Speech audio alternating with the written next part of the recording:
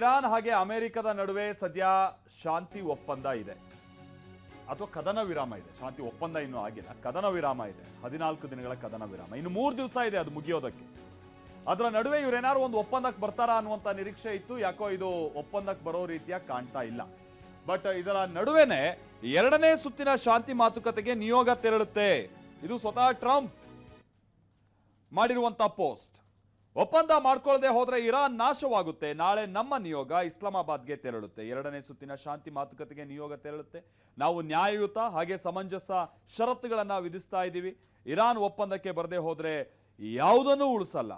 ಇರಾನ್ನಲ್ಲಿನ ವಿದ್ಯುತ್ ಸ್ಥಾವರ, ಸೇತುವೆ, ಇದ್ಯಾವುದನ್ನು ಉಳಿಸಲ್ಲ ಅಂತ ಇರಾನ್ಗೆ ಮತ್ತೆ ಬೆದರಿಕೆ ಹಾಕಿದ್ದಾರೆ ಅಮೆರಿಕ ಅಧ್ಯಕ್ಷ ಡೊನಾಲ್ಡ್ ಟ್ರಂಪ್.